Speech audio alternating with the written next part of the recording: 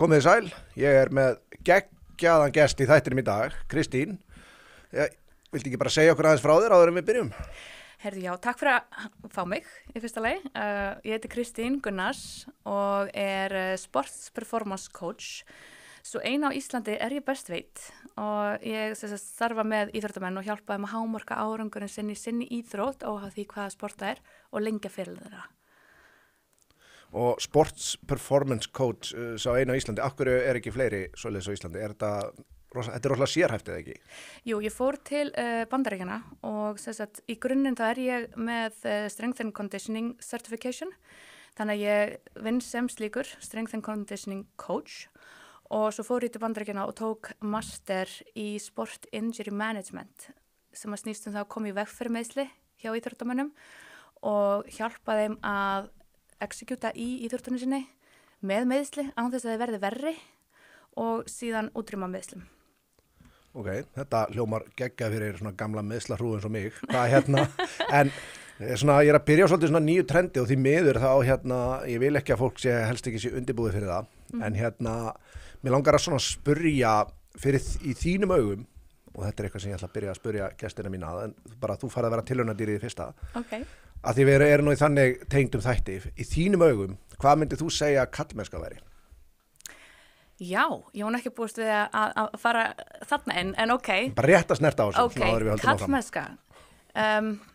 Þora þú vera þú sjálfur, vita fyrir hvað stendur og vera bara óhræddur við að vera mannlegur og leyfa þér að vera með tilfinningar. Ég ekki að tala um það að vera grátandi allan dag, sko, en ef það erfitt, þá máttu hafa erfitt og tala um það og það styrkleiki, það ekki veikleiki og það í sjálfu sér ágætt að þú kannski spurð með þessu, þó svo ég hafi verið hissa á spurningunni, af því að ég með mína íþróttamenn í mind training meðal annars líka og þar vinnum við mikið með hugan og það vill svo til að allir erlendu íþróttamennir mínir eru karlmenn og það akkurat mikið af þjálfunni akkurat farið inn á mental strength, emotional strength og fleira slíkt sem tengist akkurat þessu sem þú ert að spyrja.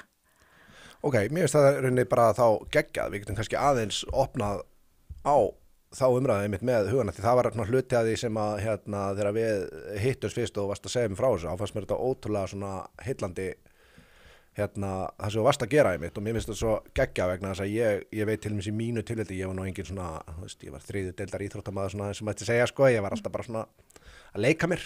Já. En ég bara, meira svo á því stíi, þá fann ég einmitt hvað hausinn á mér var alltaf að flækjast fyrir mér, sko. Ég var alltaf miklu betur á æfingum heldur en í leikjum og svona þegar ég var að spila fótbolta út af stressi og svona. Hversu mikilvægur hugurinn í því sem við erum að gera þegar þú ert íþróttamaður? Flestir halda þetta sé bara að vera í nógu góðu formi og geta hlaupið nógu hratt eða hreyft sig nógu hratt eða eitthvað svoleiðis, en ekki hausinn ógeðslega mikilvægur þegar kemur að öllu svona? Alveg ótrúlega mikilvægur. Ég vona að ég fari ekki með þig þegar ég sletta enskunni. Nei. Ok. Sko, þú getur physically verið bestur í heimi. Já.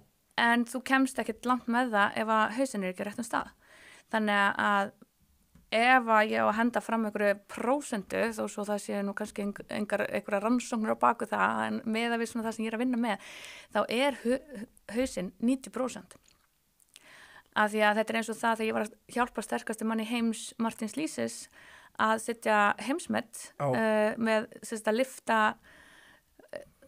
200 plus kílóum upp fyrir haus, það var allt mentality. Af því það var ekkert í skroknum hjá honum sem var að stoppa hann, fyrir utan það að ég þurfti aðeins að laga til formið hjá honum, þannig að það væri solid. En svo var það síðan bara hugurinn.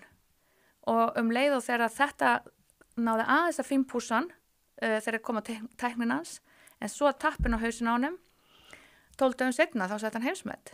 Og áður en ég og hann töluðum saman þetta, að þá náði hann ekki upp í 200 kíló á barið. Og þetta var að þvælast fyrir honum og hann var að fara að keppa sterkasta maður heims í Sacramento 12 dögum seinna og til þess að ná titlinum aftur þá varð hann að ná þessari lyftu og ná hann yfir 200 kíló og fyrrum heimsmeti var 212 og hann dúndraði upp í 236 12 dögum seinna. Þannig að þetta, og hann hefði farið upp í 246 en það var hausinn sem að stoppa. Og þegar maður horfur á vídeóið þá það svo greinilega hausinn sem stoppaði það sko. En það var ekkert í bodyinu hans eða executioninu eða forminu eða range of motion eða neitt svoleið sem var eitthvað að þvælast fyrir honum. Það var bara hausinn.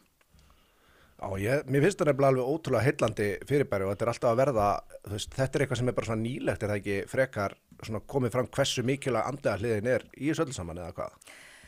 Jú, Bandaríkjamenn eru aðeins að tikka meira inn á þetta en þeir hafa svolítið öðruvísi nálganir. Þannig að ég hef svolítið, að því ég er búin að vera núna í Bandaríkjunum í 5 ár og hef tekið eftir að umhverfið náttúrulega rosalega karlagt og bara iðnaðurinn mikið, við erum fáar konurnar sko. Þannig að þegar ég var ráðin inn til dæmis sem þjálfari hjá rúbbíliðinu, fremsta kallarúbbíliði Bandaríkjanna á háskólastigi, að þá fyrsta konan. Fyrirgeðu, mér langar bara rétt að skjóta inn í, bara svona svo ég gleymi því ekki eftir, en bara svona svo að flestir Íslendingar gera sér ekki grein fyrir hversu risastórar íþróttir eru á háskólastigi, þannig að þegar þú segir háskólastigi, þá þetta ekki svo að vera að managea hjá HÍ eða HR, þetta er risa iðnaður. Já, það sko háskólaboltinn úti, hvort sem að horfir á rúbí eða amerískan fótbolta, eða bara sokkar til dæmis, knattspyrnu, að þá það harðari bolti heldur en þegar þeir verða atvinnumenn. Og þeir þurfa að leggja miklu harðar að sér, ótrúlega en satt, fyrir miklu minna. Og svo þurfa þeir að standa sig í skólanum, því ef þeir skila ekki engunum, þá fá þeir ekki spila, þá fá þeir ekki vera með og þá fá þeir ekki tækifæri að skátar nái að spotta þá sko og bjóða þeim samninga. Fyrir ekki þess að tröflum, mér bara langaði svona í ljósið þess að þú varst að minnast á þetta að fólk kannski gerir sig grein fyrir hvað þetta þú veist, þetta ekki, eins og segi, þetta ekki svo að vera að vinna fyrir framhaldsskólinn og Laugum, þetta er hjúts iðnaður, sko. Það er hárrétt hjá þér og takk fyrir að benda á það. Það er svona þegar maður er búin að vera í þessu umhverfi í ekki langa tíma að þá þetta bara orðið norm fyrir manni. Já, fattar gleymir að aðrir fatt ekki, kannski að vita ekki eins og af hversu stórt þetta þarna úti. Já, og það einmitt, eins og þú segir, þetta stórt, það eru rúmlega 330 milljónir í Bandaríkjunum og það að þeir séu búin að vera bandaríkjameistarar 7 ári röð núna, eða 8 ári röð, það alveg risastórt og enda líka var ég að vinna þarna með 48 eins og ég kalla Spartan Warriors. Þú veist, ef þeir sem horfa á NFL, þú veist, það grjóthart sport, en rúbí alveg sko 7-falt meira hardcore sko.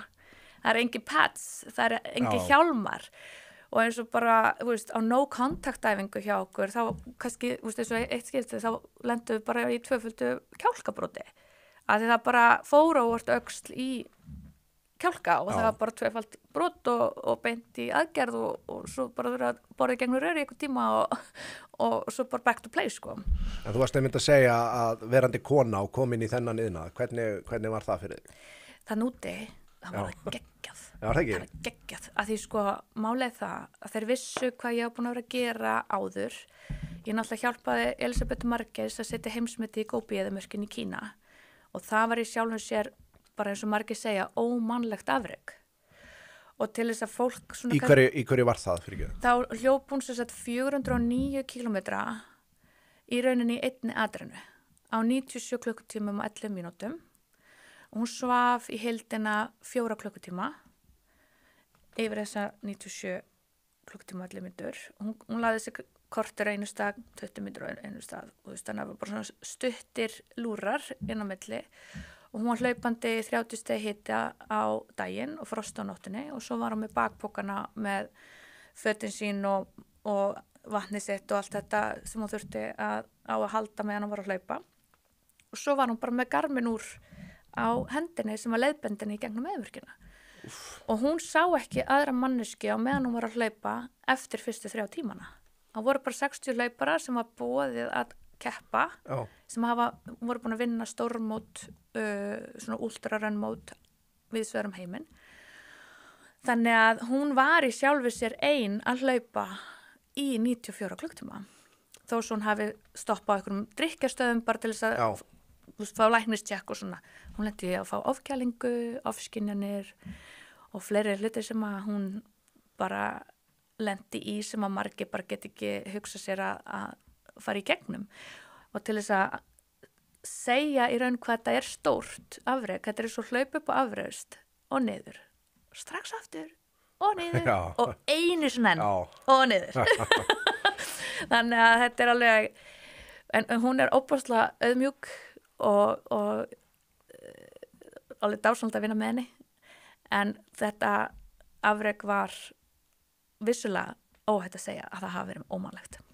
Mér langar, einmitt geggjað og myndist á þetta, ég ætlaði að koma inn á svona aðeins á eftir en ágætt að við bara tökum það bara núna. Mér finnst svona sérstaklega í ljósi svona að búin að vera mjög mikil svona hita umræða hvort að hverju með að hleypin í kvenna íþróttir og hvað ekki og en þegar að kemur að ákveðnum íþróttum, mér langar bara að skjóta þess að bara vegna þess að það er mikið rætt kalla á konur í íþróttum. Já. Það eru ákveðnar íþróttir eins og þetta, það sem þetta er eiginlega bara hausnar, það sem kallar á konur standa eiginlega alveg jafnfætis eða ekki, í svona, hvað maður að segja, Ironman, það sem þetta bara algjörlega höfður, hvað heitir hún, Mari Jærsk, ég kann ekki bera fram nafnið henni, ég vona ég hef ekki verið að slátraði á víla, það er í svona keppnum, þar sem þetta er bara hausnar, það skiptir ekki máli hvort þú ert kallega kona eða þannig.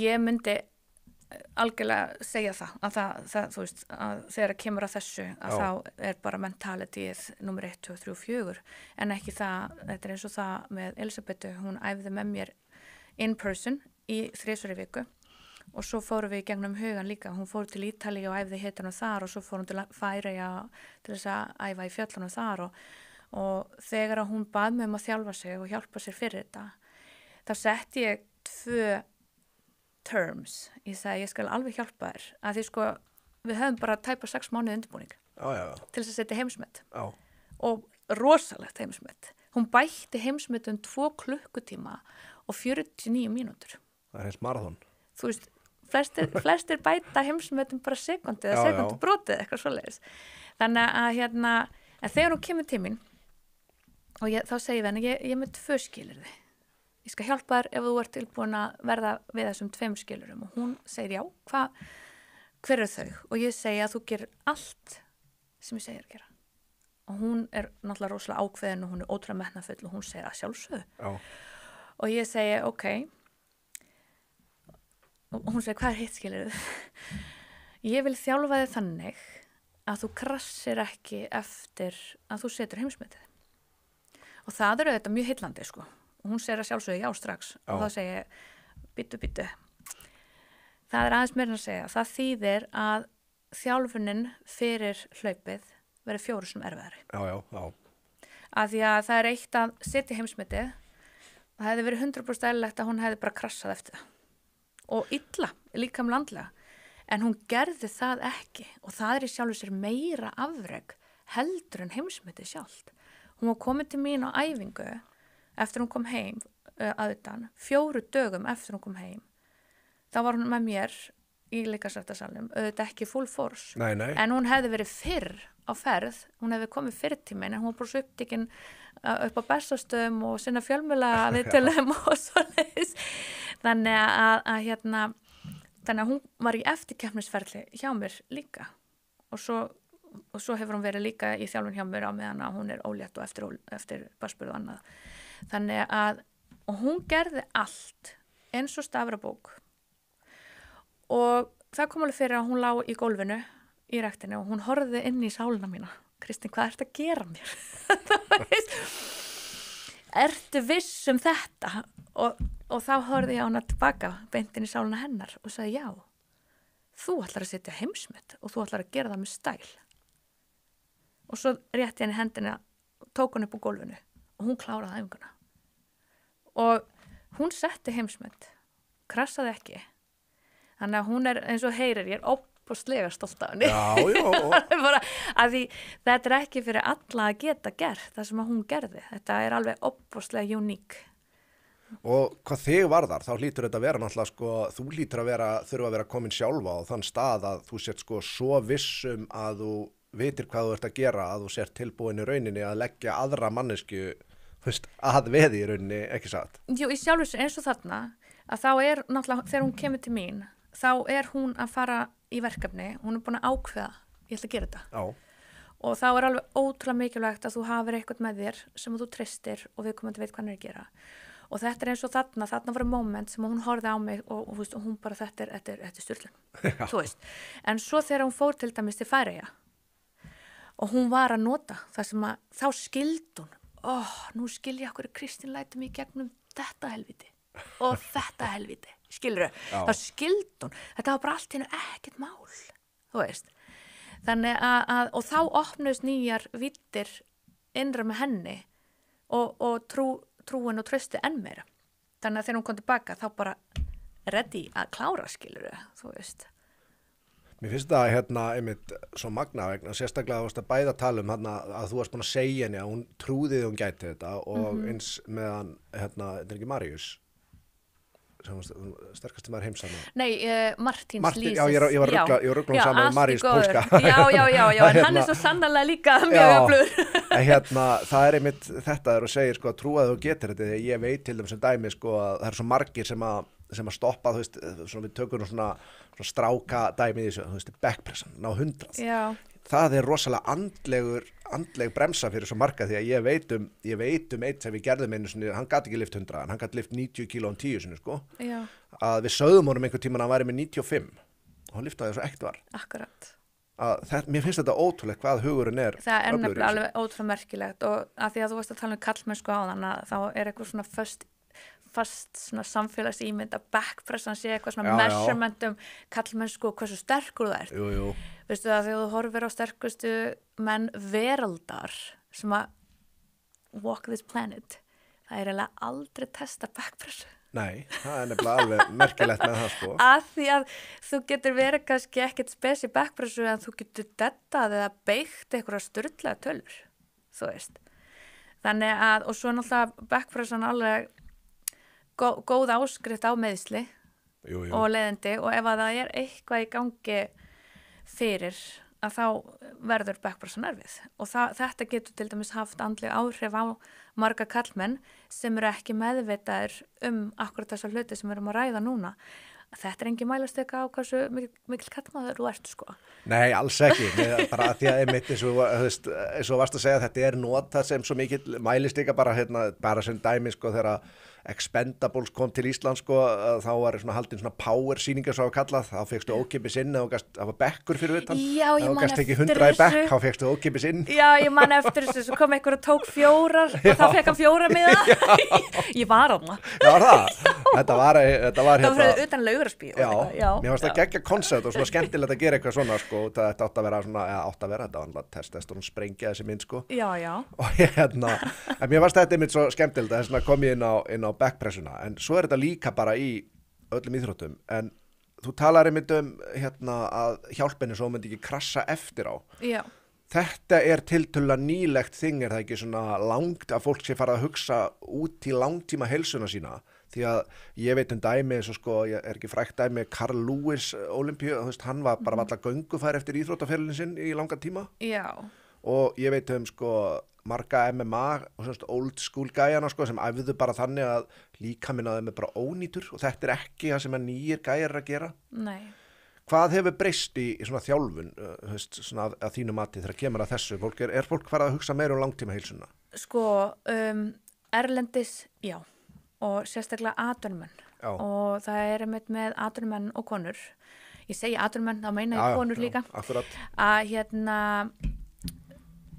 þessi hópur er mjög meðvitaður hvað ég er að gera og þeir sem ætla sér eitthvað langt eða alla leið að verða bara bestir þá er haft samband mig og þetta er rosalega nýtt á Íslandi og ég er svona, þetta er eins og þegar kýrópraktorinn var að koma til Íslands ég er að lenda svolítið í því veist, þá er svona, ok, hvað gerir kýrópraktorinn og það þurfti svolítið að svona kynna þetta og eðlilega og það var svona miskilningur að kýrópraktorinn var eins og sjúkraþjálfari eða eitthvað svoleiðis eða mögulega geti tekið kannski eitthvað kuna á frá sjúkraþjálfaranum en þetta er þó svo þetta sé sami iðnaðurinn þá er þetta gjörsamlega sikkurt fæð alveg sikkurt fæð alveg jafn mikilvægt bæði sjúkraþjálfarinn og kýrópraktorinn og það er eins þegar kemur að mér þannig að þetta eins og það segja sér svo að þú ert knattspyrnumaður og þú vilt bæta annarkvort losnaðun áramisliðin eða komið veg fyrir það hamstringi en tókni eða slitni. Þetta er til dæmis algengt með knattspyrnumenn. Þá alveg fullkomið að hafa samband með mig. Já. Bæði ef að þú ert orðin meiddur, þá get ég hjálpað að vera út að meðslunum, en þú getur samt haldið að fara að æfa. Og það versta nefnilega sem þú segir við íþróttamann, ég er sjálf búin að vera íþróttakona bara sinni ég var 5 ára og ég keppa á móti fremstu í mínu sporti, að versta sem þú segir við íþróttamann, það er að hvíla. Já. Nú þarf þú bara að hvíla í 2-3 mánuði og svo bara tekur þú voltarinn og verkeftöflur og það er alltaf í nokkra daga. En svo þarf að fara að vinna úr því sem að þú ert að eiga við. Já. Og þetta er það sem að Bandaríkinin til dæmis standa mjög framalega. Og eins og þegar ég er að vinna með rúbistrákana. Þú veist, ég er kannski með eitthvað sem var rúlinsbrotin. Við erum samt að fara að taka bak og tjast. Já, ok. Þó svo að þú getur ekki haldið á handlu. Já. Þú veist. Og þú ert samt að fara að mæta, þú ert að hitta strákana, þú ert að fara að æfa með þeim. Þú ert ekki að fara að vera, við erum ekki að fara að slíta þig frá liðinu. Og við erum ekki að fara að slíta þig frá, þú veist, social circle ringnaðinu sem þú þarf mest á að halda núna þegar þú ert meiddur. Að því eins og í rúbí, þá er þetta kontaktsport. Já. Þannig að það munu meiðsli eiga sér stað. Alveg sama hvað við þjálfum þá. Það sem við þurfum bara mest að hugsa út í að þeir séu stakkbúnir að taka móti höggum. Það eru breytur þarna sem þú getur ekki stjórna en þú gerir þitt besta til að séu tilbúnir undir það óvænta. Bæði að taka móti höggum og síðan ég að vera nógu góður til þess að forðast högg. Já. En svo þegar koma bara 4 og sikkur áttin á því, sko, þá ert ég svolítið vandræðum, sko. Já, minnst rúbí ótrúlega heillandi íþrótti að þetta eru gauðra sem getur líklega bæði keppt í sprettlöpi og kraftliftingum og flestum líkamlegum íþróttum. Já, það er hárrétt hér og þeir þurfum með þess að vera með 5 svona klappstýru líka því að þeir eru sko einleika því að þeir eru að henda af hverja öðrum upp í lofti þannig að þeir þurfa að geta treyst félagunum að þeir droppið þeim ekki, þú veist og og svo þurfa að grípa í loftinu á meðan að liðsfélagarnir halda þeim, sko, þú veist. Já. Þannig að, og svo þurfa þeir að taka svona semi-wrestling moves þegar þeir eru í svona fylkingum á eiginlega 4 fótum, sko. Já, svona tæklingarnar. Já. Þannig að þeir þurfa að vera ótrúlega hraðir, þeir þurfa að vera stórir og sterkir samt hraðir. Og með skurðið þunga líka og svo þurfa að vera með agility og þannig að þau þurfa að vera með svo marga fitness attribúta meira heldur en flest aðrar íþróttir. Já, það er svo mikið af íþróttin sem eru svona sérhæfðar en rúbí kannski handboltamenn líka sem þurfa að vera ótrúlegir íþróttamenn líka. Jú, þú þarft að geta kastað, sko, svo þarft að vera góður í að grípa. Já.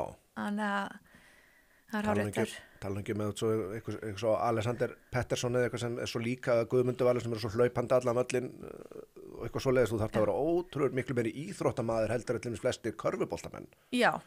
Körfubolt er miklu sérhæðara, eða ekki? Jú, það er sérhæðara. Og með fullri virðingu fyrir öllum íþróttum. Já, sjálfsögðu. Þetta er bara öðruvísi. Þannig að þetta er eins og það að í handboltanum að þegar þú ert að taka hraðaupphlaup að þá er enginn að fara að koma og tækla þig niður, þú veist, þá er viðkomandi bara dæmdur út af, þú veist, og ef þú gerir þetta 2 svar, þú veist, þá farið ekki að vera með. Nei. Þannig að, og svo er þetta í körfuboltanum enn strangara, sko, þannig að. En hvernig er svo svona, þú veist, eins og með það sem þú varst að tala um svona í andlegu hliðina einmitt í rúbíinu, mér fannst sko þegar þú lendir í ykkur svona slæmi, er ekki ógeðslega erfitt að koma tilbaka eftir það eins og varst að tala um sko, veist, bara mín litla svona eins og ég gerir þetta, ég fer í ræktina, það er svona mín og ég duðlegur að labba, en ég finn ef ég lendi í að meiða mig, þá hrynur allt, sko, þá, þú veist, ég verð að vera bæði að fylgja mataræðinu og í ræktinu, ég er ekki að fara að gera annarkvort, sko. Já, þetta er einmitt svolítið algengt hjá fólki. Þeir sem eru atvinnumenn eru aðeins harðari við sjálfa sig að þeir verða að vera það. En þeir kannski halda ákveðnum dampi á ýmsum sviðum eins og með diet og svona, þú veist, þá fara þær all inn í það með að laga það og hafa það spot on, sko, en yfirleitt fyrir hausinn hjá þeim meira ekstrím svolítið á hliðina ef það er ekki haldið utan um þá. Og það er eins með, úst, þannig að þetta er annað opbúslega einstaklingsbundi, það er mikilvægt að það komi fram. og það þarf alveg sikkura aðferðina fyrir hvern og einn. Þannig að eins og þegar ég að vinna, þó svo ég sé að vinna með 48 leikmenn í rúbíleiðinu, að þegar að kemur á svona andlegleiðinni, að þá sér sníði ég fyrir hvern og einn. Það er ekki neitt cookie-jar system sem virkar á svona. Þú verður að læra inn á alla. Það er engin eins. Það er allir með sikkur hjarta, sálina, tilfinningar, background, menningu, reynslu, það er bara ekki hægt.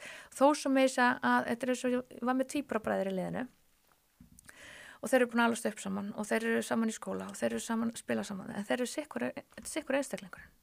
Það er sikkur skapgerðin, og þeir hugsa, líkt, en þeir hugsa ekki eins og það þarf sikkur að nálgun á þá.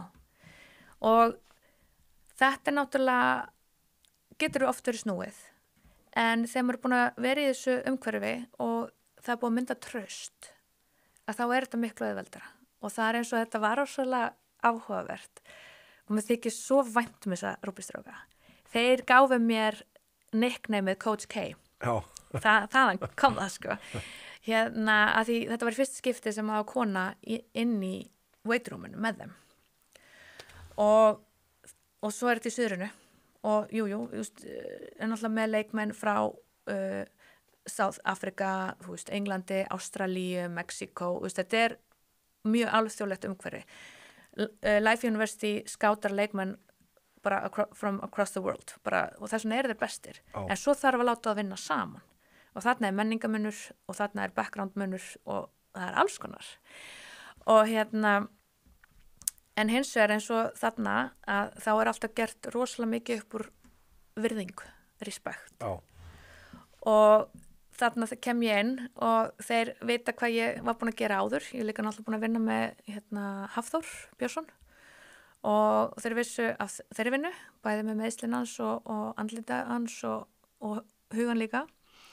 Hann náttúrulega fekk Bell's palsy þarna 2017 og svo náttúrulega vissu Elisabetu líka og vissu svona nokkra athlit sem ég hafði unni með.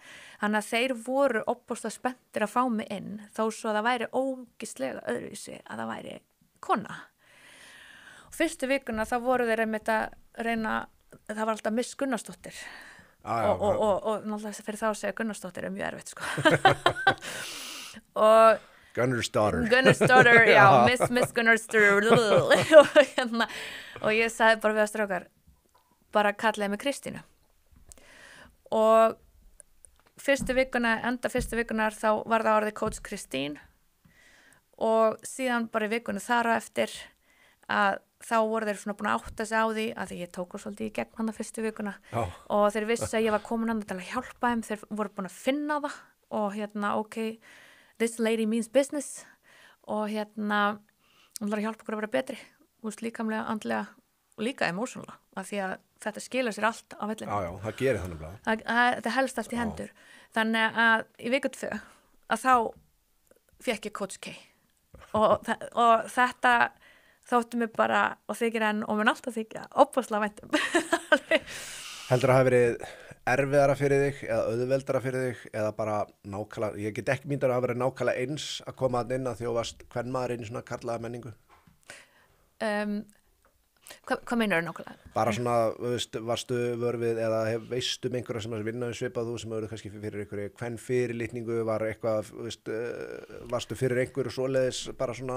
Ekki þarna. Nei. Sko, málið það að sá sem ég vann mest með, hann er frá Argentínu og hann er rugby player sjálfur. Núna er hann með professional team í Los Angeles, hann endaði með að joina mig til Los Angeles. Já. Og þetta er það sem er svo mikilvægt. Þarna er ég komin í coach team sem eru bara kallþjálfarar. Ég er eina konan og þeir hafa aldrei unnið með konum. Nei. Í þessu. Og núna vinnur head coachin sem ég var að vinna með þarna, núna er hann með Harvard University. Þannig að þetta er allt ógeðslega flott lið, skilur og það er bara... Þetta eru alvöru gæjar. Þetta eru alvöru gæjar, sko. Og þarna, eins og segi, þeir voru búin að heyra hvað ég er búin að vera að gera og hvernig ég hugsa og allt þetta. Og þetta er einmitt hann Lukas frá Argentínu sem við náttúrulega skiptum á milli okkar að hanna fyrir 48 athletes og Já. 2 þjálfarar með 48 gæja á þessu kaliber, það er ógeðslega mikið og hann var bara svo þakklátur að fá auka hendur og augu að því hann sagði, ég vil að þeir haldi áfram að vera bestir Já. og þetta er bara vinn-vinn fyrir alla að öllum gangi vel, þú veist og og við erum að búa til atvinnumenn þannig að það eru bara kröfur og fyrsta daginn sem að ég og Lukas unnum saman að þá einmitt spurða mig og þetta kann ég óbúslega vel við að svona bara honesty, respect og vera svona direkt, Já. þú veist, það er bara ekkert kjaftaði, það er ekkert vera talandi rós, það er ekkert vera að fara í kringum hlutina, það er bara, þú veist, honest conversation en með virðingu, mutual, þú veist, í báðaráttir. Já.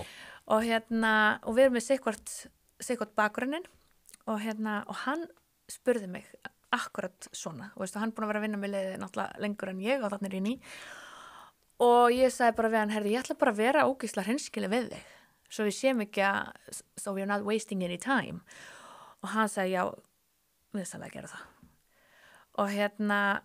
og ég bara lét allt vaði hann, Já. allt saman og svo sagði ég bara við hann, þú veist, það ert ekki sammála mér, þá er ég alveg algjörlega til að heyra þína hlið og, þú veist, ég er ekkert eitthvað föst í mínu, skilur og svo ég sé með ákveðna skoðanir, skilur Heyrðu, það vildi nú bara svo til að við vorum bara eins og erum bara eins þingandi en svo voru eitthvað nokkur spurningar sem hann vildi fá að vita meira og að því að hann var bara svona oh shit, eitthvað en svo kom í ljós að við vorum á sömu blaðsíðu en það er bara eins og ég sagði líka bara við hann þú ert með eitthvað sem ég er ekki með og ég er með eitthvað sem þú ert ekki með let's do magic together Já. og það var bara, já selt, þú veist og þetta var eins og, þú veist, þjálfarnir sem að hönnuðu leikkerfin head coachin, þú veist, það er allir með sikkvort hlutverkið, en við þurfum öll að vinna saman og það var bara brjála tímörk og bara þegar þeir voru búin að kynnast mér, þú veist, eftir bara fyrstu 2 vikurnar að það báði mig að vera með mindtraining fyrirlestra fyrir all liðið til þess að þið myndir taka til heima hjá sér, sko. Já. Að því að það sem gerist í einkalífinu, það hefur áhrif inn á völlin. Og þetta hafði aldrei verið gert áður. Og þarna er ég raun að vera að koma inn með eitthvað sem er öðruvísi nálgun heldur en hefur verið að því kaninn á svolítið til með að nú þarf þú bara að taka til haustum aður fyrir morgundaginn og svo bara þú sem leikmaður, hvernig fjandanum má ég að gera það? En þú segir ekki og þú spyrði ekki og þú, að því að þú ert harður gæi, sko Jú. og I will figure this shit out, sko þú veist, og þú segir bara yes sir og svo þú bara að græja þetta sjálfur fyrir morgundaginn og svo þú bara að executa en það hefur ekki hugmynd hvernig þú átt að gera akkurat, þetta er bara nákvæmlega eins og með Martins Lýsis þegar hjálpa honum með að setja þetta heimsmet að það var búið að segja við hann þú þarft að laga þetta og þetta voru fullt af fagælum búin að segja þú þarft að laga þetta og þetta en enginn sagði hann hvernig og þess vegna gekk þetta ekkert upp hjá honum fyrir að hann fór að tala við mig og svo filmaði ég hann í drasl og þú veist fyrst tóku við session á Venice Beach þar sem ég kendi honum ákveðnar aðferðir sem að ég veit ekki til þess að ég kendi hérna heima og svo fórum við með það inn í gimmið og síðan það tók 3 klukkutíma í gimminu að ná honum upp í 200 kíló bara og eftir það gæti hann lóta það en þá, einmitt, og svo filmaði ég hverja einustu lyftu hjá honum þannig að hann gæti séð sjálfan sig ég meina þessi maður er eldklár hann er með muscle awareness hann er með body awareness og allt þetta þannig að hann er fljótur að læra hann er akkurat í útskýr allt fyrir honum þá var hann svo fljótur að pikka það upp en hann bara sér ekki sjálfan sig skilur, eðlilega, hann er ekki með 360 angle á sig hann er leið og þegar það var komið og sérðu þú missir hendunar hérna svo, þú veist, þú stígur svona skilur við þurfum að fá þetta hinga og svo þurfum við að fá kori svona þú veist, þannig að hann þurfti bara að fá að vita how to og það er eins með hugan how to, hvernig, ok ég er ready að laga þetta ég þarf bara að fá að vita hvernig ég á að gera það og þegar þeir áttuðu sig á þessu og líka þjálfara teimi að þá fengur mig til þess að nálga strákana því strákanir áttu eins og þeir sögðu, okkur finnst þægilega að tala við þig heldur en strákana að því að þeim finnst þeir vera svolítið dæmdir og eru bara hrættir að það verið tekið eins og að segja veikleiki og þeir fá ekki spila. Þú veist, það er ekki gott. Þetta er svolítið líka mentality hjá íþróttamönnum að þetta er nefnilega sko, er það ekki svolítið mikið að þeir líta jafnvel þó þessi í sama liði, þá er þeir samt sko, gaurinn sem er þarna, hann er ekki bara liðsfélaginn, hann er líka keppinauturinn sko. Er það ekki svolítið svoleiðis líka? Þú vilt ekki sýna þeim veikleika? Já, sko, það er svo sannarlega þannig í NFL. Já. Fyrsti elite athletu minn sem að ég var að vinna fyrir var 11 ár í NFL og hann spilaði í 3 Super Bowls og grjótarðu gæi og var einn af þeim sem að lagði blúprenti að því að gera sig að verðmætum leikmanni með því að geta spilað 5-6 stöður. Og hann spilaði O-line, D-line og special teams. Sjúklega klár. Þú þarft að læra 5-6 playbooks. Já. Þú veist, það er mikið álag. Og en náði að gera svo ótrúlega verðmætan með þessu. Og þegar ég fekk einsýn inn í þennan heim, hann er ógeðslega brútal. Hann er alveg og sérstaklega training camp. Já. Þetta er bara þrælabúðir. Og það er svo vissulega þannig að þú veist að tala brotherhood og allt þetta skilur sem er bara kjaftaði að því verðum að vera hreinskilin. Þetta er bara cutthroat bransi. Já, og það er bara ef þú deliver ekki þá er þetta bara skipt út. Og sem er svolítið kjánalegt að því að þetta náttúrulega þessuna eins og ég segi sko háskólaboltin er alltaf öðruvísi. Þetta er svo corporated þegar það komið í atvinnumennskuna ef við tökum ameríska fótboltan sem dæmi. Og það er svo mikil pólitík og mikið peningaflæði sem að stýrir öllu. En eigendurnir sem slíkir, þeir vilja bara skila sigurum, að því eðlilega, en hvernig það er farið að því, þá er hugsað oft bara ekki til langtíma.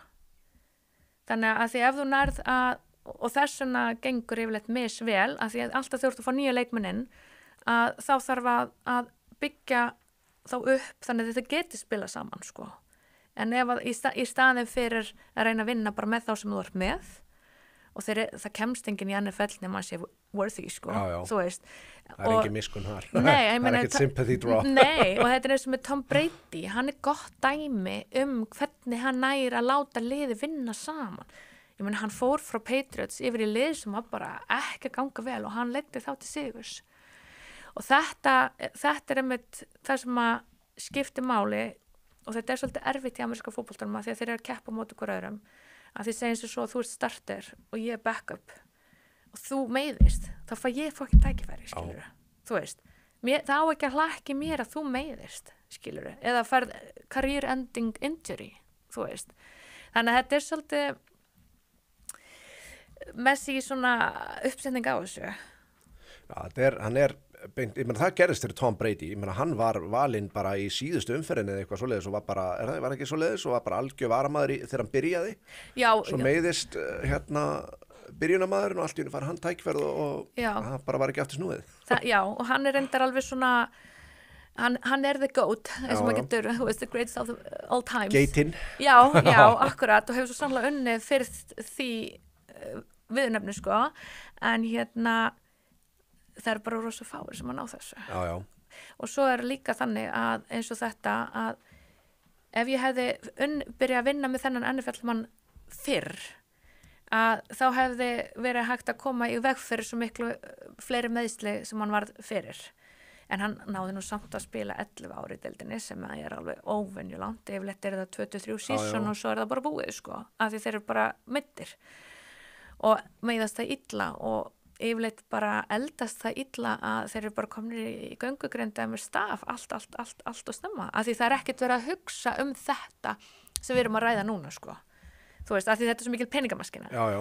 En í háskólaboltanum, af því það er verið að búið til atvinnumenn til framtíðar, það er svona missionið, að þá er hugsað miklu meira þetta og reynda fókusera, þú veist, þeir fá athletic trainer 5 sinnum viku þeir þurfa. Og það er svona eins og sjúkraþjálfari á styrum. Athletic trainer hér á Íslandi þekkist alla. Við eigum örfáa og þeir lærðu með þær ánast í sama háskóla og ég. Við eigum allan að 2 sem ég veit en Íslendingar eru ekkert allan að margir vita ekki hvað athletic trainer er. Mér langar að spyrja það tvennu, fyrst er ekki það ekki rétt skilji hjá mér að í bandaríska sem sagt bara íþróttaiðnaðinum þar byrji oft mjög mikið af svona nýjungun sem koma í íþróttaiðnaðin og svo númer 2 hafa Íslendingar ekki verið svolítið langt á eftir í eiginlega öllu þegar kemur ég man alltaf eftir að kom fótbolta þetta var fyrir 10 árum sko, 15 ára jafnvel sko og svo langt síðan hann var að segja sko að starfið hérna væri á algjörum villigötum, það var ekkert verið að halda utanum strákana í fótboltanum það var ekkert verið að passa að vera réttu mataræði og þú veist, vera að skemmta sér eitthvað svoleiðis það ekki rétt skiljum að Íslendingar séu svolítið á eftir þegar kemur að svona hlutum oft? Jú, sko ég komst svo sannarlega þessu þegar ég flutti út ég var eina þeim að bara Ísland væri best í heimi og við erum bara best í öllu. Öllu. Með höfðatölu. Já, með höfðatölu, já, akkurat. En svo þegar ég flutti út, það var ég bara, nei. Við erum náttúrulega frábær, vissulega, en við erum mjög eftir á akkurat í þessu sem þú ert að tala um. Og þetta er eins og það, ég spilaði handboltan til 16 aldurs og ég pindi mig svo að því sko málið það þegar krakkarnir fara að vaksa að þá fer allt af stað og allt stækkar á mismundi tíma, mismundi hratt þú veist, þetta er svo sérð barn í bleiu taka skott eða hnibbauju eða deadlift, það er perfekt það er perfekt, þú veist og þau geta bara sitið í hnibbauju og bara leikið sér þannig skiluru og svo, þú veist duck walk bara, þau geta gert það allan daginn bara, þú veist. En svo þegar þau byrja að vaksa og að þá fer þetta allt á skjön. Og þetta er ekki verið að pæla í hér. Þú getur farið að vinna með börn í strength and conditioning work þegar þau eru orðin 6 ára. Já. Og þá erum við bara að vinna með bodyweight. Við erum ekki að fara að setja þetta neitt weight á þetta, skilur við. Bara til þess að viðhalda þessu range of motioni og þessum eiginleikum sem að þau höfðu þegar þau voru í bleiu, skilur. Þannig að þegar þau eru orðin fullvaxin, að þá er ennþá þetta range of motion, þessi hreyfiferlar og tækni og form, allt ennþá eins og það var þegar þau voru bara lítil. Það er, þú veist, ef ég hefði fengið eitthvað eins og mig til þess að hjálpa mér þegar ég lendi í þessu, ég misti bara máttin í skothendinni. Já. Og það er náttúrulega bara þegar ligaments og tendons og þú veist, það er alltaf tókast á. Og það var engin sjúkraþjálfari eða læknir sem gæti hjálpa mér. Það var bara engin. Og ef ég hefði haft einhvern veginn sem mig, þá hefði ísilega verið hægt að laga þetta. Og það hefði verið, þú veist, og ég pindi mig, ég gerði bara svo þessi típiski íslendingur. Af því mér langaði að fara erlendis að keppa og ég gerði það. En ég pindi mig 8 mánuði bara svona að deyja af því ég vildi fara erlendis og spila og svona og svo kom bara þeim tímapunkti að ég varð bara hætta ég gæti ekki sett æfingatöskuna á öxlina hún bara fór á gólfið af því ég misti bara máttinn, þú veist og þannig ég þurfti að skipta íþrótt ég þurfti bara að hætta út af þessu og þetta er ógeðslega sárt og þetta er eins og þegar ég var í boltanum sko, það var varla hitað upp það voru engar recovery æfingar það var aldrei talað um mataræði þetta er vissulega komið meira inn núna en þetta má vera svo miklu meira það eru eitthvað lið ég veit að FH til dæmis í fótboltanum er með næringafræðing til dæmis það er ógeðslega sniðugt og það þarf bara eins og þetta er uppsett úti og þess vegna er ég með aðstöðuna mína í heilsuklassanum að því að það er hérna á Íslandi það er eini sérþvegfaglegi staðurinn á Íslandi fyrir íþróttamenn að því að innan þessara veggja eru læknar, heilsugæslunar á sama hæð og heilsuklassin meltingafærisettrið er í sama húsi og við erum með dómus, röntgen líka og svo erum við með hjúkrunarfræðinga og sjúkraþjálfara og stóðkerfisfræðinga og sálfræðinga og þú veist það er einn engaþjálfari svo eru þeir með mig sem sports performance coach og þau báðu mig að joina þau af því að þau vilja ég er að gera akkurat eitthvað sem engin annar í húsinu er að gera þannig að þú veist sjúkraþjálfaran vinnur allt öðru sem ég og þannig að bara með því að hafa alla hlekkina, þú veist, allt sem ég var að nefna Þetta allt jafn mikilvægt. Það engin hlekkur betri en annar og öfugt. Þeir allir jafn mikilvægir og til þess að, þú veist, í keðju íþróttamannsins eins og ég kalla það, að til þess að íþróttamaðurinn nái sem að hámarka árangur sinn, að þurfa allir hlekkirnar að vera functional. Og þeir þurfa að vinna saman. Þannig að þegar fólk kemur til mín, að því ég ekki að nudda í 60-90 mínútur, ég ekki að hnykkja, þó svo ég gæti hnykkt, en ég ekki með doktorspróf í því og það á enginn að hnykkja nema viðkomandi sem með doktorspróf í því. Já, maður það er bara öryggisins vegna, að því að, þú veist, þessi fræði eru stórkostleg, þau hafa reynst mér ótrúlega vel, en þau geta verið stórhættuleg ef að þú veist ekki hvort að gera. Og og til þess að vita hvort að gera, þá þarf að taka PhD í þessu. Það er bara ekki flóknar en það. Þannig að þó svo ég kunni þetta, ég lærði með kýrópraktum. Ég var í, þú veist, einum fremsta kýrópraktaskóla Bandaríkjanna. Þeir eru bara fremstir í þessu sem ég lærði í líka.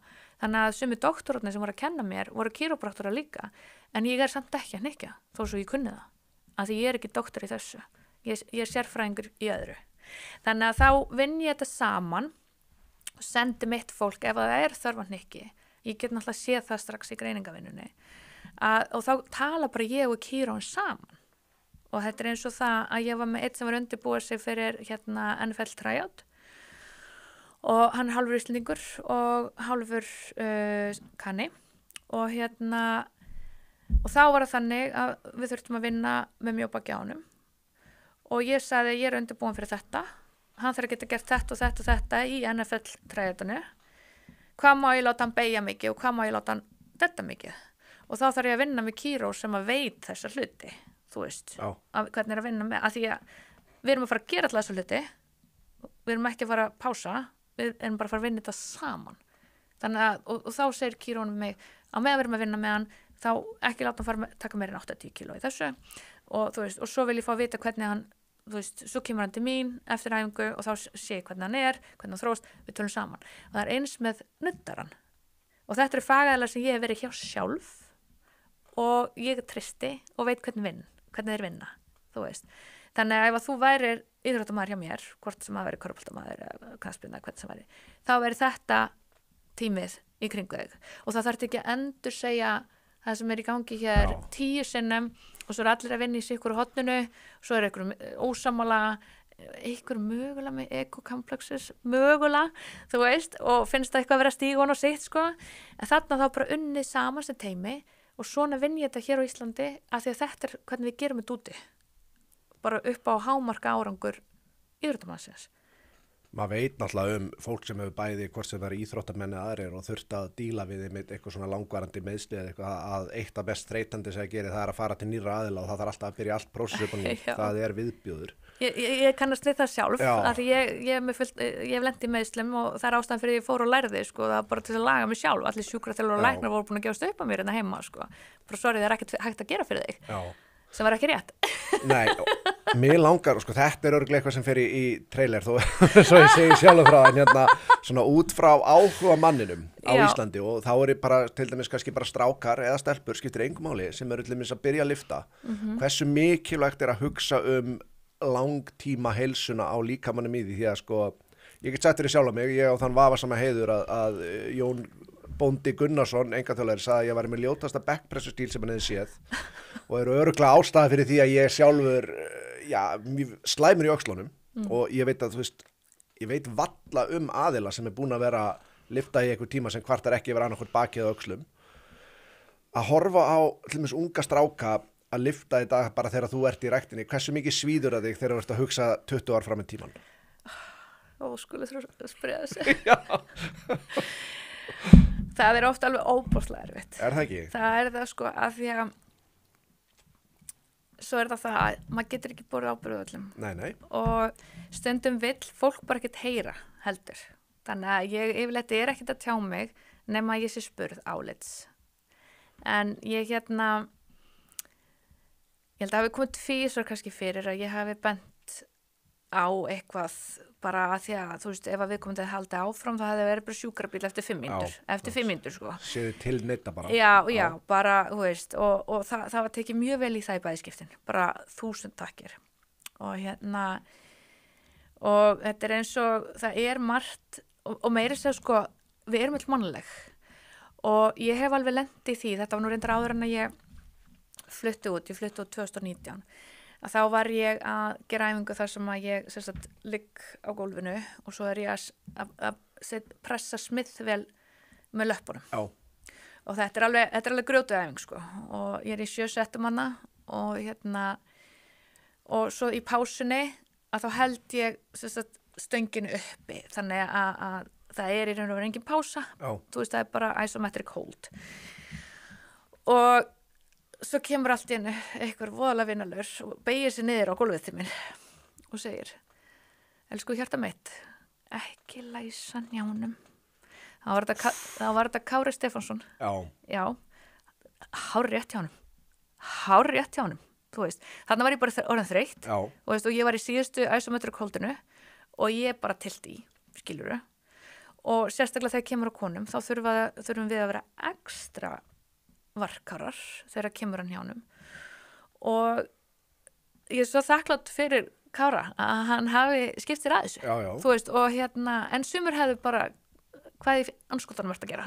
Það bara, þú veist, þetta búið algengt og mér finnst sko, þegar þú kemur að þessu að fólk segja þið til, að það ég veit að það ógeðslega mikið af fólki sem bara hrætt við til dæmis bara þegar við förum inn á alla lægsta level í þessu, bara hrætt við að byrja í ræktina vegna þess að það smeygt einmitt eitthvað svona, veit ég hvað að gera og meira að segja þeir sem eru búnir að vera í ræktina eru samt að gera hlutina vitlaust. Þú veist, hvað er ekki ógeðslega mikilvægt að gera sér grein fyrir því, einmitt komum aftur svona hugarfarið og svona, hversu ógeðslega vinalegir bæði þjálfarar og þeir sem eru búin að ná árangri, þetta vinalegasta fólk sem þú finnur. Já. Og ef þau eru að gefa þig pointera, þá það aldrei vegna þess að þú sett svo ömuleg manneskja eða eitthvað svoleiðis. Þetta alltaf, kemur frá ógeðslega góðum stað. Já, sko, ég veit ekki til neins annars en það.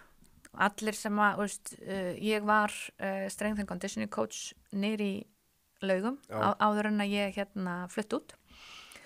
Og allir þjálfararnir sem að ég hef unnið á gólfinu með eru akkurat svona eins og þú segir sko. Það vilja allir vel, þeir eru í þessu til þess að hjálpa, ekki til þess að draga niður. Þannig að það kannski, þetta góð spurninga því að það má alveg opna svolítið umræðina þetta, vera óhrædd eða óhræddur einmitt með þetta. Ef ykkur að koma og segja eitthvað leiðilegt þá það mjög líklega ekki þjálfari. Já, eða einhver sem ekki góður í þessu eða þú veist á háu leveli. Já, akkurat. En svo það nú oft þannig að þjálfararnir eru yfirleitt ekki að því þeir eru sjálfur að vinna með kuna og á meðan þeir eru með kuna þá þeir ekki mikið að tala við, þeir eru bara að sinna sínum kuna en hygglust ég allavega þegar umhverfið sem að ég sé heima þá eru allir frekar viljur til að hjálpa heldur en hitt sko. Ég hef ekki séð hitt en þá. Nei. Og vonandi sé ég það bara aldrei. Nei, vonandi sjáum við það aldrei. Mér finnst það bara svo mikilvægt fyrir þá sem eru, þú veist, annarkvort vilja byrja aftur eða kannski bara að spá í að byrja eða eitthvað svoleiðist að það einmitt þetta hugafar, sko, toxic gym culture ekki hjá þeim sem eru að vinna við þetta. Nei, alls ekki. Alls ekki. Það eru svo margir sem ég veist vera bara hrættir við það en fatt ekki að þegar þú mætir í gymmi það halda allir með þér. Já, það svoleiðis. Það kannski að því það heyrist bara svo hátt í þessum sem þú ert að tala um. Já. Og þetta svona háar minnihluti. Já, þetta mikill minnihluti nefnilega. Já, þú veist, sko, já, það það. En þegar þú ert að tala einmitt svona langtíma, nú, eins og segið, þú sérhæfir þig í þessu, hvað myndirðu segja fyrir eitthvað sem ég segi ekki endilega einu sinni nýbyrjaður, en kannski svona hefur aldrei, veist, farið í gegnum almennilega þjálfuna sem honum kennt að beita sér og hvernig best að byrja að hugsa út í það bara þegar þú ert svona the average Joe, svona að þessum málum. Sko, og hugsa langtíma heilsuna við lyftingar. Já, ef að viðkomandi hefur enga reynslu í ræktinni, þá myndi ég hygglust bara finna enga þjálfara og sko þeir sem eru menntað frá Keili til dæmis, að þeir eru búin að vera í marga, þeir eru actually bara mæta í skólan, skilur, þetta bara marga, þetta tekur tíma að ná í þessi réttindi og að nálgast eitthvað svoleiðis sem að búin að taka einhver certification sem að eins og í Keili og þó að sé ekki nema bara, þú veist, nokkuð skipti, ég myndi persónulega allan að taka mánuð til að byrja með, bara þess að koma inn í allt saman og líka bara upp á tæknina að gera, á sérst að gera allt rétt og það er allt í lagi að tala við viðkomandi fyrst. Þú þarft ekki bara við að sjá andlit á heimasíðu og lesa viðkomandi, bara ok, þessi er málið. Ég tek alltaf viðtal við fólk fyrst. Pössum við saman, skilurðu. Þú veist, það er svo mikilvægt af því það þarf að vera, þú veist, þið þarf að líða þægilega og líka bara, veist, hver þín markmið eru, ræða það fram og tilbaka, svo líka þarf það, þú veist, ef þú ert með eitthvað undirliggjandi sjúkdóma, þú veist, eins og PCO eða eitthvað svoleiðis, sumir eiga erfitt með að grannast út af ákveðnum undirliggjandi, að þá þarf að finna þjálfara sem að þekkir inn á þetta. Það er mikilvægt. Þannig að bara gefa sér tíma að tala við fólk og gera það face to face og þú finnur strax hvort að væpið matsar eða ekki.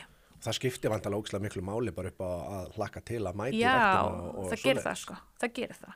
Og líka bara að, þú veist, að því að þegar það er eitthvað svona undirliggjandi og þú ert ekki alveg beint þessi general hópur, ef við getum orðað þannig, að þá skiptir svo gríðarlega miklu máli að þú hafir eitthvað sem hefur skilning á því sem þú ert að upplifa. Og það er einmitt bara eins og í mínu jobbi, þú veist, ég er búin að lenda í svo miklu meiðslum, ég veit hvernig það er að komast ekki fram á rúminu, ég veit hvernig það er þegar læknarnir segja að þú myndi aldrei gera þetta aftur. Þú veist, það var sagt um mig að ég myndi aldrei ganga fjöll aftur, ég myndi aldrei fara að skíða aftur, þú getur glemt þig að fara út að hlaupa. Þú veist, þetta er bara sagt um mig, þú veist, ok, þá er 20 stöðinni, þú veist, prove them wrong, eða bara fara bara í pillótið, eða þunglindið eða eitthvað, nú er ég að tala náttúrulega bara í extremes, skiluru. Akkurat, þú veist, það er bara verið að kippa lífsskeiðanum undan þér, þú veist. Þannig að skiptir ógeðslega miklu máli að þú finnir aðila sem að þú ert að væpa með, þú veist, og þú finnur, ok, þessi vill hjálpa mér og ætlar að hjálpa mér. En hvernig þegar kemur að svona, þú talaðir þegar þú varst að hjálpa hlaupakonni, hvað heitir hún að fyrir ekki? Elisabeth Marquez. Elisabeth, já. Að ég er alltaf að rugla henni og Mari saman, þetta er svona nöfnin er ekki mín sterkar hlið, orða bara svo leiðis. En það er allt í góð, ég skal alveg leiða þetta aftur og aftur, ekkert mál. En þegar varst einmitt að tala um að það væri svo mikilvægt fyrir hana að krassa ekki eftir á. Og það hlýtur að koma einmitt eftir, þú veist, að þú sért að hugsa til lengri tíma heldur en bara akkurat að ná þessum árangri. Já. Hver var, þú veist, nú var rosalega munur til dæmis ef við tökum Hafþór Júlíus og Eddie Hall þegar þeir bættu réttstöðu metið á sínum tíma. Já. Hafþór labbaði burtu frá því bara sigri hrósandi meðan Eddie þurfti í öndunavél og sko þeir bara smeykur að vera að fara að drepast eftir það. Ég mæli með því að fólk, ef við ekki hort á það, að horfa á myndbandi með liftunni og hvað gerðist fyrir hann eftir það, því hann var bara skítrættur um að deyja og maður í þannig stærða læknarnir sögðu bara ef að gerist eitthvað fyrir að við getum ekkert, þið gátt ekki sínt nóðan, hann var svo massaður sko. Já, það er ekki hægt að komast í gegn. Já, hver er munurinn á, þú veist, því að nú er ekki það mikill styrtarmunur á þeim, þessum tveimur, að það eigi að vera svona mikill munur á þeim, hvernig þeir höndluðu nánast, þú veist, sömu liftu er það? Sko, náttúrulega í fyrsta lagi þá er liftan miklu erfæri sko, ef við horfum bara á hæðamunin á þeim. Já. Þú veist, Haffi þarf að ferðast miklu lengri vegalengd til þess að teljast löggildur þegar hann tekur liftina. Þannig að ef þú horfir bara það, þá er það meiri vinna fyrir Haffa. Já. Af því Eddi hann þarf að toga miklu styttara sko. Það sem að er með Haffa er að sem að gera hann svona ógeðslega góðan íþróttamann er það að hann er alltaf að læra. Hann heldur áfram að spyrja spurninga og hann er með critical thinking, hann er auðmjúkur og hann er bara, úst, þetta er svo þegar þegar ég vann hérna á fætinum á honum og hann einmitt setti mig bara strax fyrir fram á kameruna og úst, ég fekk 10 mínútur heads up og þá var ég sett í YouTube þáttinans að og svo er ég bara með myndavél í andlitinu á mér að meðan hann er að spyrja og veist, fullt af spurningum á meðan að ég er að kenna honum, þú veist og þegar þú ert svona viljur til þess að læra þá sért nú þegar bestur í heimi í ykkur sem hann vissulega er að þá endalaus space til að vaksa og verða betri. Þó svo sért nú þegar búin að sanna þú sért bestur í heimi í ykkur. Eins og þetta, hann var sterkasti maður heims, skilur við. Já. Og það núna þekki ég það báða, Eddie Hall og Haffa. Ég þekki Haffa reyndar miklu betur. En þetta allavega það sem að, þú veist, og eins og þegar ég hef unnið á Haffa, að þá hann, og sérstaklega þegar eitthvað nýtt, til þess að þegar ég var að vinna með andlitánum, ég hannaði prógram fyrir andlitánum og við gerðum æfingarna saman, að hann svo óbúslega opinn fyrir nýjungum og fyrir, en samt með gagnrýna hugsun sem óbúslega mikilvægt líka, þannig að má ekki kaupa bara allt sem sagt við þig, skilurðu.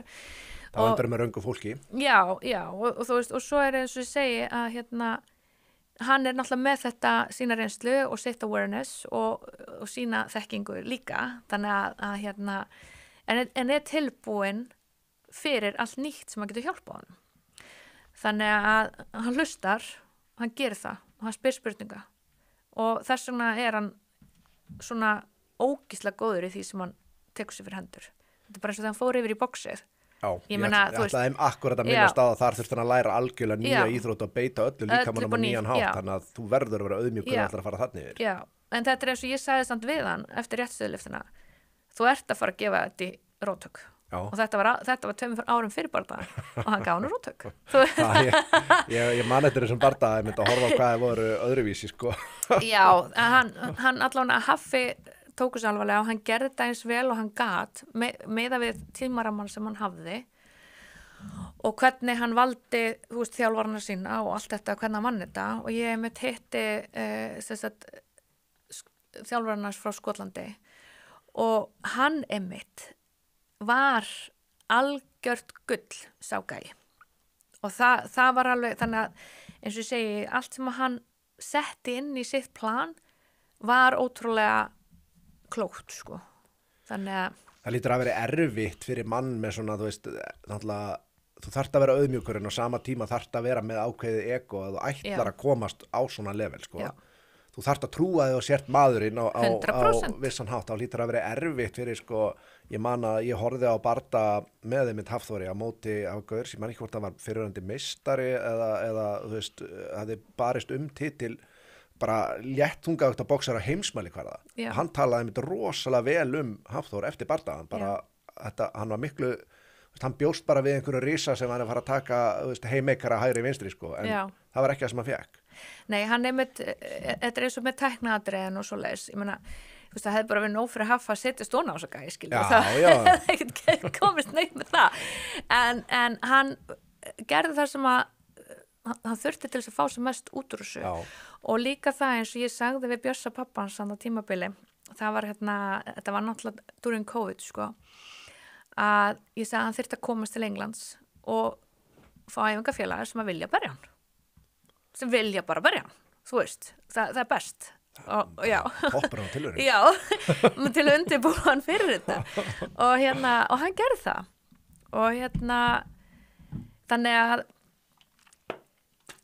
Haffi einstakur upp á þetta að gera að hann fer bara teiknaborðinu. Jú, hann vissilega mér langar að segja hann sé confident af því að þegar við tölum egoið það munur á að vera confident og arrogant. Þú veist, vera með hroka, sko. Hrokin ekki að vera að hjálpa þig neitt.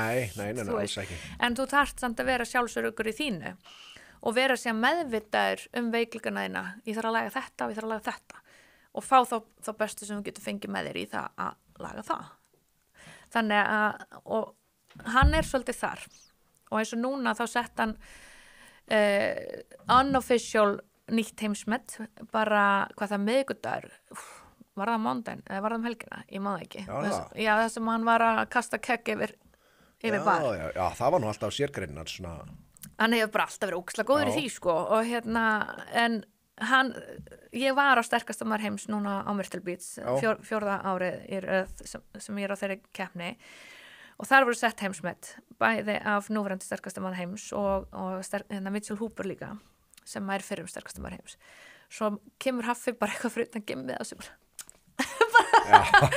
unofficial vissulega, en samt Já. sem áður, þú veist, það er núna sterkasti maður, strongest man on earth, verður í ágúst og þá er hann á móti, þar sem að þetta er þá official, þú veist, þegar hann er að fara að keppa þá? Já. Já, ok, geggjað. Þannig að hann er komin aftur alveg yfir í strongmansportið og var að mynda að keppa núna í UK á Arnold og lenti í öðru sæti á móti þáverandi sterkastum mann heims, Mitchell Hooper. Já. Og það voru bara 2 stig á milli þeirra. Þannig að hann hefur sýnt það alveg, þú veist, hann tekur pásur frá sportunni í 4 ár, fer yfir í annar sport sem er completely different, mætir síðan aftur á móti sterkustu kvikindum veraldar. Og ef hann væri ekki með pekk meðsli sem hann er að klára að vinna úr, þá hefði hann unnið Mitchell Hooper, og samt búin að vera frá í 4 ár og í öðru sporti og allt saman. Hvað rugl er það? Því að ég horfði náttúrulega á hann breytast, hversu líkaminn á honum breytist fyrir boxiða sem hann þurfti bara, ég veit ekki hvað hann minkaði þessu mörg kíló bara til að vera í því og svo bara beint yfir í þetta aftur. Þú lítur að þurfa að vera eitthvað annað til að geta þetta. Já, mentally, já. En hann er bógamaður eins og ég. Hann er ammali daginn eftir mér. Ég er 2015, hann er 2017 og hann er svo sannarlega með þrjóskuna og við bógamenn erum mjög þrjóskur og en hann er líka með þessi communication skills þó svo að hann sé introvert eins og hann myndi kalla sjálf á sig sko. Þú veist að þá er hann mjög góður í svona face to face samskiptum sko. Hann virðist vera frekar svona öfugt við Eddie Hall. Hafþór virðist vera frekar hlédrægur meðan að Eddie er sko gæti ekki verið meira extrovert sko. Já. Er hann jafn skemmtilegur og hann lítur út til að vera? Hann Eddie? Já. Máttu vera hreinskilinn. Hann er drullu fyndinn, hann má eiga það. Já. En það eru samt svona nokkri, hann hefur misniður en sig aðeins svo oft þegar að kemur að því að drullu yfir íslensku þjóðina og konur. Já, það, ég hef ekkert séð svoleiðis. Nei, ég held að það hafi verið gert vanhugsað. Já, og en maður þarf að passa sig, þú veist, og það er ekki hægt að segja svona, það er svo erfitt að taka svona tilbaka, sko. Já, ákveðni hlutir, sko. Já, og þá er hann bara í einhverjum ham og segir eitthvað sem til þess að ná athygli, sem vissulega það gerir, en það hafa komið 2 atvik þar sem að ég bara heyrði nú mig. Svoleiðis. Já, bara, þetta er ekki lagi. Að kynna mér hvað það er. En ég er alveg búin að segja svona, ég er búin að segja skoðunum mínum varandi annar máli við hann, en ekki hitt. Já. Ég vil ná honum einum þegar það er svoleiðis. Já, það er samræði.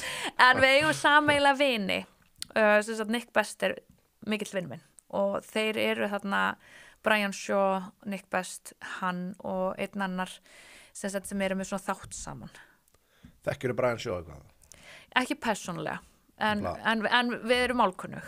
Sjá hann virkar eins og svona stærsti teddybér sem að til er. Hann er mjög fýtt sko og hann kom til mín og sagði ég þekki þig. Þegar við hittist í fyrst skiptið þá sagði hann ég þekki þig og ég já það. Og svona það er ekki til í honum eitthvað neitt nema bara að vera næs sko. Já, þú veist, og þetta er, þú veist, það komur á óvart að hann vissi hver ég var sko, þú veist, að ég menna hann umgrundu mikið af fólki og það er margir sem sæk í hann og hann ég bara tók því sem risa hrósi að hann vissi hver ég var þegar ég hitt hann í fyrst skipti sko. Allt nefnilega sem ég séð með honum sko, það bendi til þess að þetta sé svona risa bánsi í rauninni bara með flestu leiti því að ég sá að var einhver YouTuber sem heitir Bradley Martin, óþólandi gæi og veist hvað það er hann er svona nokkuð vel stór og svona, hann fekk hann til sín í að æfa með honum var hann auðrónum svolítið svona þangað til að svona, þú veist, hann fekk svo til að hann bara eiginlega svona lyfti honum upp bara með bara kreistan sko, það var bara búið sko hann var enga veginn að fíla þetta sko Nei, það er betra kannski að plata Eddie eitthvað svo leiðis það er eiginlega minna mál sko en nei, hann er rosa fínn og konan hans dásamlega og ég var nefnilega með til dæmis ég var á Strongest Man on Earth í fyrsta skipti í fyrra og þá var ég með athletakeppa sem heitir Ott Haugen og hann er kallaður The Vice Grip Viking og er með eitt sterkasta gripið á plánutinni.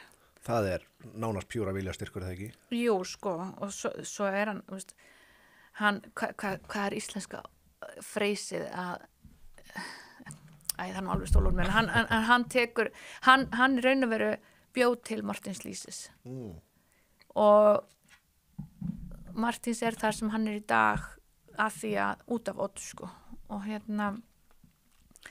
búin að vera þjálfarinn hans Odd síðan 21 ég flutti til Los Angeles 21 og ég er búin að ferðast með honum að keppa ég hjálpa honum að vinna Arnold Classic í Ohio og hann setti persónulegt rekord þar 74 ára gamall. Já, það rosalegt. Þannig að 73 þegar hann setur persónulegt rekord og svo er hann ennþá að setja heimsmet.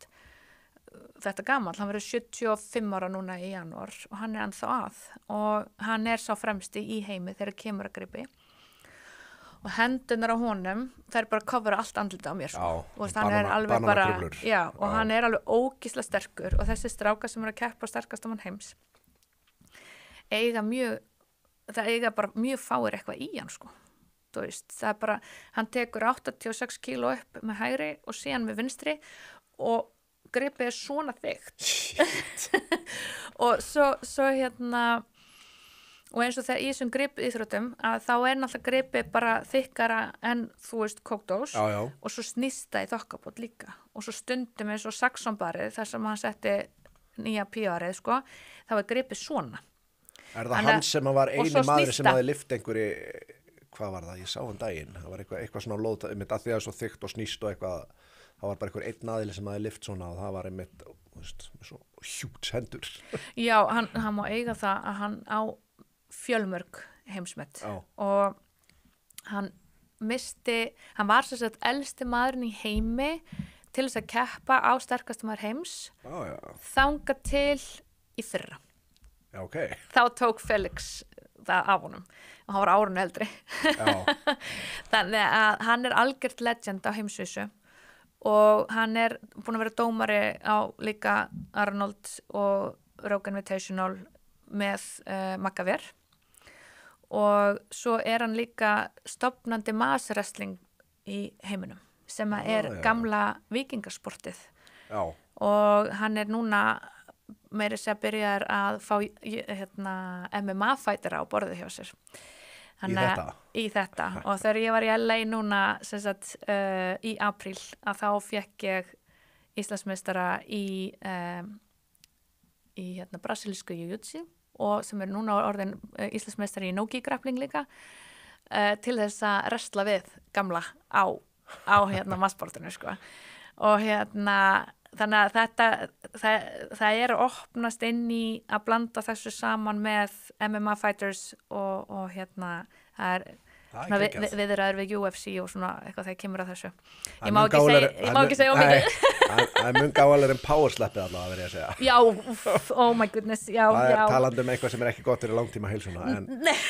Ég hafði bara mér fannst bara svo ógeðslega gaman einmitt sko að því að þú varst í þessu öllu saman að því að svona sko þetta eru svona hlutinni sem að heldur mér alltaf aftur af mér. Það þú veist, andlega hliðin. Ég man bara, þú veist, alltaf ég var alltaf bara svona ég var alltaf miklu betur á æfingum heldur en í leikjum og þegar kom til þegar ég byrjaði í svo MMA og þú veist, þá var það alltaf þannig að þú veist, bara, ég er svo ógeðslega þreyttur en svo, þú veist, svo seinna meir þá, þú veist, þegar maður bara stop being a little bitch þú veist, það bara svona, þú veist þá fattar maður að maður átti alveg 50% eftir ennþá, bara hugurinn er svo mikilvægur. Það það, sko, það sem að ég hins vegar til óbúslega mikilvægt að því að það búið að svona aukast svolítið vinsældunar á þessu Goggins dæmi og það, jú, það grjótað skilur en það hannað til þess að krassa það hannað til að krassa og fólk getur bara endað sér spítalamandur þú veist, þannig að það þarf að gera þetta gáfulega og það þarf að gera þetta rétt og það þarf að gera þetta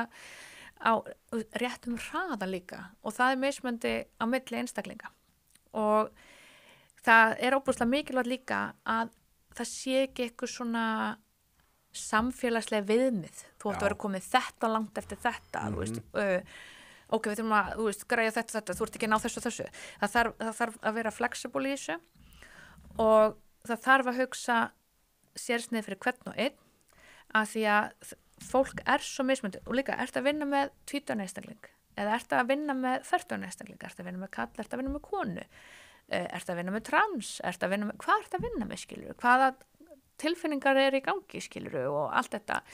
Og þetta eins og ég var að vinna með sterkasta mann Ameríku og hann kom í svona bootcamp viku til mín, hann flaug frá Reno til Atlanta, þetta var þegar ég bjó í Atlanta og það náttúrulega 5 tíma flug eða eitthvað svo leis og ég var að taka á öllum meðslunum hans og svo að því að þegar maður er að vinna með svona einstakling þá svo lítið mála láta að fá heimaverkefni og þeir vita, þeir meðtaka allt sko. Svo var ég með hann í mindtraining bara í gegnum FaceTime og að vinna með ákveðna mindtraining þætti hjá honum var bara, hann strongman það bara allt annað heldur en að vinna með til dæmis Hafa þetta sama sportið en algjörlega sikk hvor nálgunin bara ekkert líkt og þú veist svona eins og með sterkasta mann Ameríku það var að vinna með reiði þú veist, ná að losa það og að því það var að hefta skilur og svo skipti máli ég sem kona að spyrja svona og svona og svona heldur en ef að kallmaður myndi spyrja sama og ég og eins og þess að ég get gefið dæmi þarna af því að þessi aðali hefur sagt frá sig sjálfur opinberlega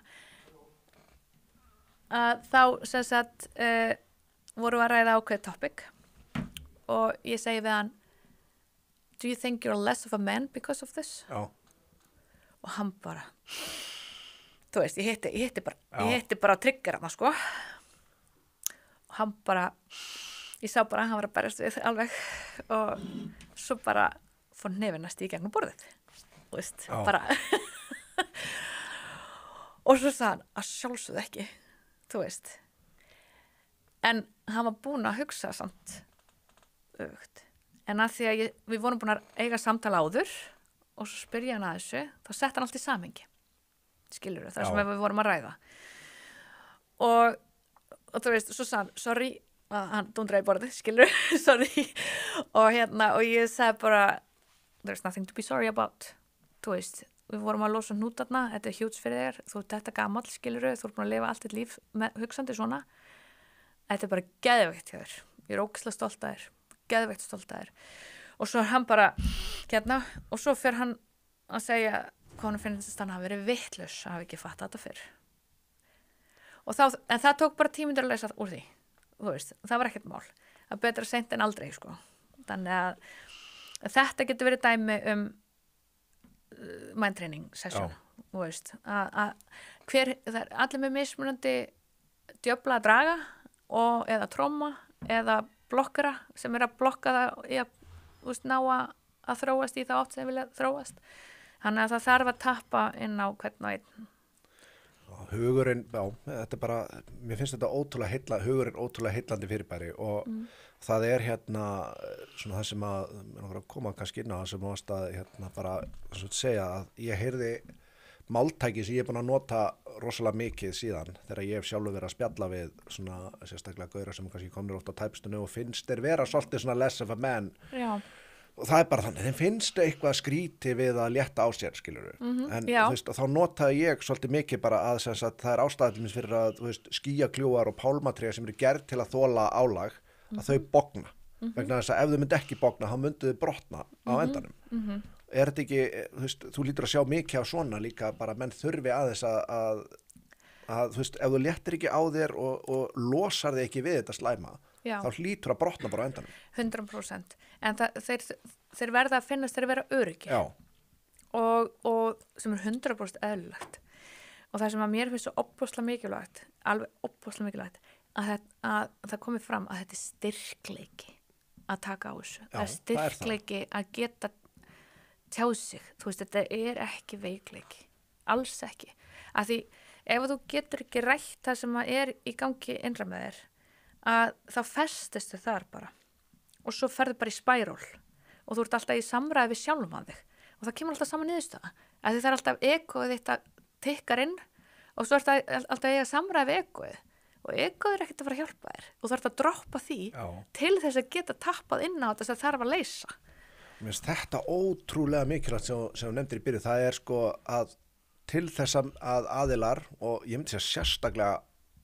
kallmenn í þessu tilfelli til þess að þeir geri þetta þá þarf að vera þetta öryggi til staðar 100%. Mér finnst sko, það eru svo margir sem að ég til dæmis veitum sem eru svo brendir eftir það að sko, nú svona kallar og konur svolítið öðruvísi. Já, og já, karlmenn eiga verða líka. Já, eiga verða það. Já. Karlmenn eiga til að beita til með svo líkanlega ofbeldi meðan að sko ef að út í slæmafer að þá eiga konur til að nota meira svona andlegt. Já.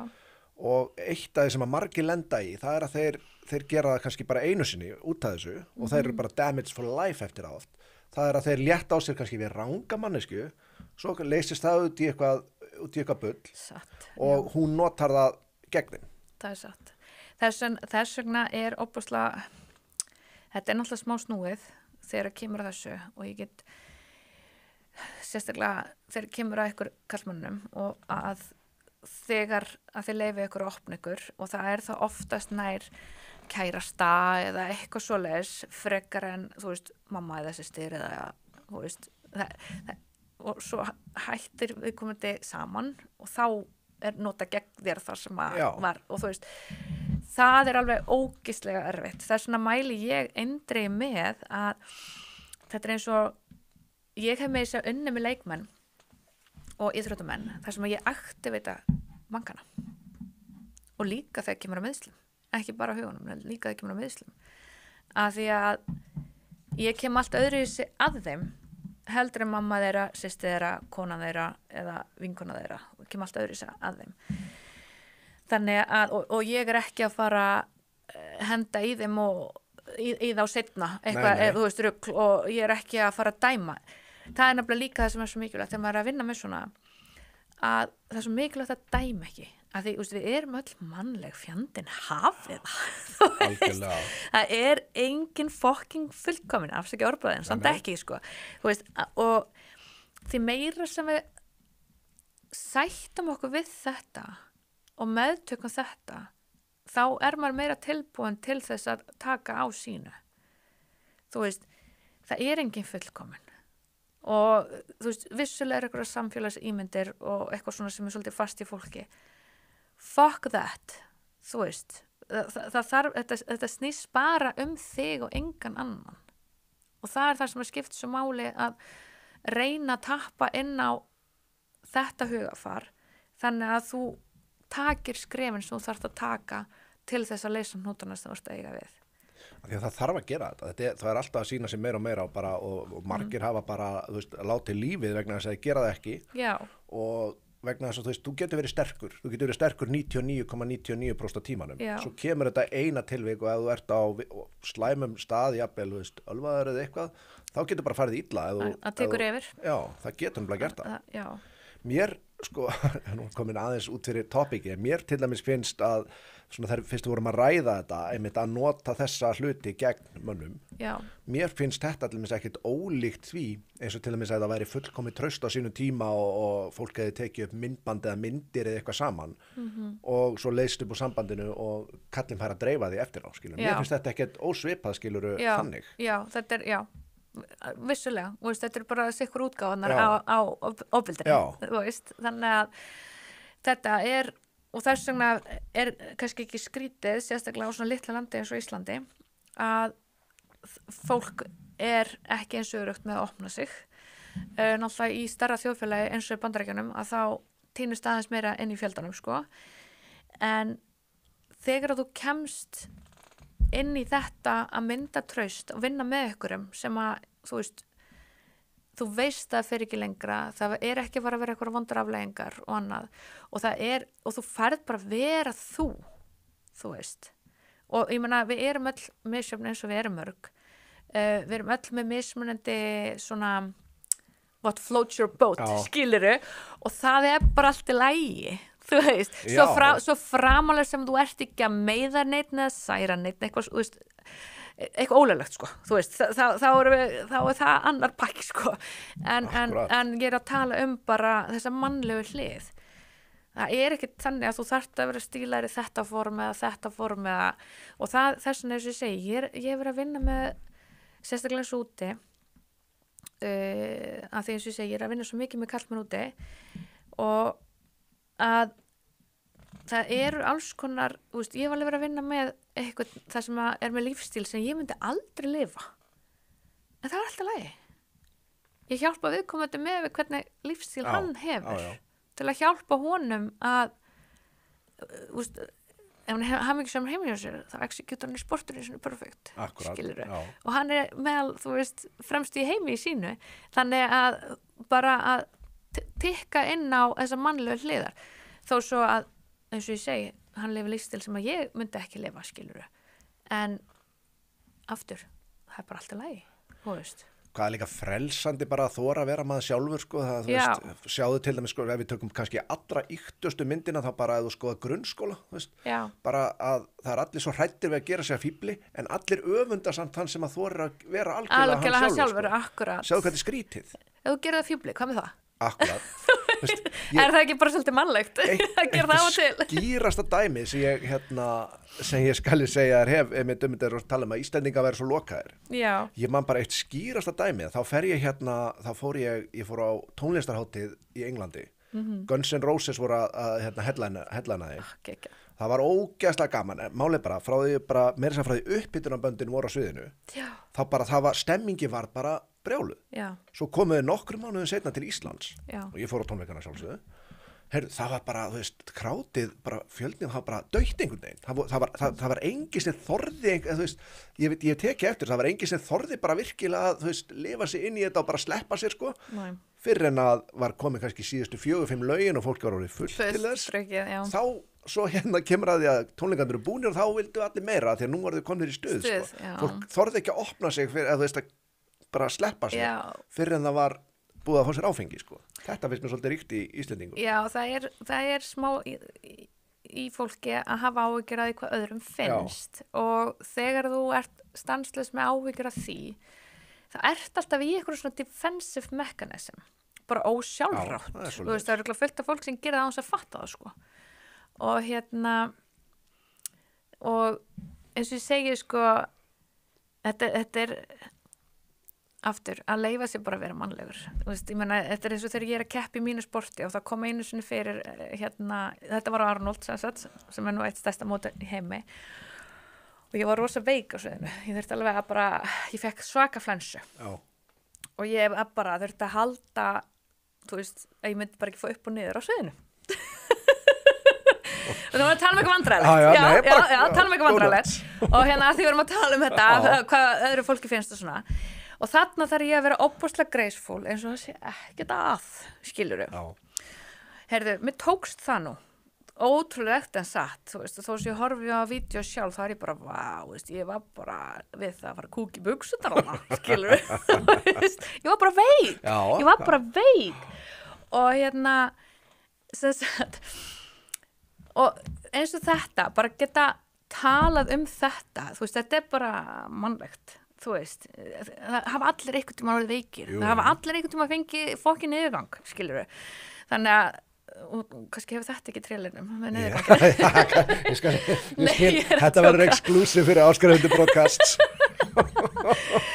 þetta er samt punkturinn og hvað ef að ég hefði bara mist allt niður mig og út mér og allt bara skilur í livestreami þú veist og bara 1000 manns skilur og heimurinn að horfa þú veist þetta er bara svo hlauparinn sem að er myndaðar einhvern tíma sem er komið með ég hef ekki séð neitt marga gera einstaka en flestir er ekkert að gera beint grína á honum ef ég veit ekki hvort þú sé myndina langhlaupari, hann er bara með allt brúnt hérna, hann greinilega fengið bara í magan í miður hlaupi hann bara kláraði hlaupið akkurat, það er ekki til að láta að skemma fyrir sér akkurat so what ef einhver hlæjaði og hefur ekki tekið eftir því þegar þú ert bara með umkringdu fólki og allir svona, svo kannski segir eitt sögu af því þegar hann skeit á sig að því hann hélt að væri örugt að prumpa og allt í hennu eru allir með sögur sem að tengist einhver svona bara því einn akkurat, það er bara frelsandi að segja það akkurat og þetta er með þess vegna eins og ég segi, ég er svo ógísla ánægð með Haffa að þú veist, hann er byrjar að segja meira frá svona hjá sér sko að því að sko hann er með plattform til að hafa svo jákvæð áhrif á kallmenn út allan heim þú veist, og líka konur þú veist, þannig að ég tel og jákvæð uppbyggilega áhrif akkurat þannig að hérna mér finnst mikilvægt að einmitt, þetta er góð umræða Já. og ég meina, þú veist, við erum hlæjandi hérna skilur, af því þetta er svo mannlegt skilur og það lenda allir ykkur tíman í ykkur, þú veist. Og ég fekk þessa spurningu bara hvað fyrir svona, þetta kom upp umræða, þess vegna myndi ég svo sögur að segja frá núna, sko. Og hérna, hvað hefur hún gert ef þú hefur bara mist allt niður eða eitthvað? Það bara, það hefur nú verið leiðilegt, sko. Bara who gives a shit. Já, það hefur þá bara átt að fara þannig, þó svo að vera mjög leiðilegt. En þá bara, þú veist... Það hefði það bara verið enn betri saga. Já, og eitthvað til þess að læra að vaksa frá og það er einmitt annað. Þú veist, allt sem hún lendir í, þú hefur að, þetta er líka rosa mikilvægt, allt sem hún lendir í, ætlaru að leyfa því að draga þig niður og dim your light, þú veist, og hafa neikvæð áhrif á þig og líf þitt, eða ætlar að vaksa frá því, skilur þau, og verða betri, bara á öllum suðum, skilur þau. Mér finnst þetta ótrúlega mikilvægt sem þú ert að segja mér núna. Já, þú veist, þetta er bara, þetta skiptir lykilmáli og ákvörðun liggur alltaf hjá þér, engum öðrum. Það er ekki ábyrgð annara að taka það ákvörðun fyrir þig, þú veist. Það er líka sem er svolítið mikilvægt, af því það er oft sett svo mikil pressa á maka eða fjölskyldur og svona, að það sé svolítið þeirra að stuðla því að þú sért hamingjusamur, sko, og allt sé fullkomið, sko. En það liggur hjá þér sjálfum. Og þegar fólk fattar þetta, þá fyrir lífið að verða miklu auðveldra. Ég get sagt það líka bara, þetta er bara, ég kannast ógeðslega við þetta, ég var alltaf ógeðslega smeykur hvað öðrum fannst og eitthvað svoleiðis, svo bara fattaði maður lendir í einhverju vandræðalegu, þú veist, annarkvort verða þá leyndamál sem þetta reyna að fela ógeðslega eða þá þú segir einhverju frá því þá er það bara orðið fyndið. Já, það er akkurat, að því að ég segi mannlegt bara. Og hérna, þú veist, alls konar svo hlutir, ég man að bara fyrir stuttu ákomun hérna Telma til mín, við verðum nú með nokkra þætti, en hún allavega þau sýndi svona myndband þar sem ég tók þátt í Herra Norðurland á sínum tíma, þú veist, 15 ár en meira, ég vil síðan, ég held að ég fara með því að 20 ár, en þú veist, ég gerði það út af veðmáli, skilur, ég fór upp á svið og hérna, við vorum meira svo látni vera svona smá í einhverju smástund, svona prinsessuleik í smástund, eitthvað svona, þú veist, so what, þú veist, ég gerði út af ég tapaði veðmáli og ég bara gerði ég, þú veist, þetta er ekki svo að segja eitthvað leyndamál, standa við orðin bara. Veist, þetta er bara svona hlutir, ég meina, hverjum er ekki samótt maður hafið sig að fíbli, ef þú ert svo smeykur að hafa þig að fíbli og að það eldið og einhver gerir grínaður út af, veist, ónýtt og þá getur enginn notað þér gegn þér, ever. Akkurat, þetta er eins og, þú veist, back in the days, þá var ég, þú veist, ég var rosalega litrík, núna er ég öllu svörtu, en alltaf hérna, ekki það, ég er alveg litrík ennþá, en þú veist, í gimminu þá var ég alltaf bara eiginlega svona eins og diskokúla, sko, og það er ógeðslega fyndið að skoða myndirnar, þú veist, frá þessu tíma, og mér fannst það bara æðislegt, skilurðu, þú veist, og eins og, þú veist, ég myndi ekki klæða mig svona dag, skilurðu, en þú veist, mér finnst þetta gaman að skoða þetta, mér finnst þetta fyndið, skilurðu, og þú veist, líka bara, þú átt bara að fá að vera eins og þú vilt, þú veist. Ég til dæmis, sko, ég hef nefnt, þó ég hef ekki nefnt hann svona yfir topp 3 Íslendinga bara mestu kallmenn Íslands, ég get ekki að ég gert, mér finnst Páll Óskar til dæmis, bara ef við tökum akkurat svona, mér finnst hann vera stórkostleg dæmi um þetta og ég hef talað um það áður vegna þess að á þeim tíma þegar hann var að koma til skápnum, það var engin svona, ímyndar hvað þetta hefur verið erfitt fyrir hann, samt var hann bara eins og hann var.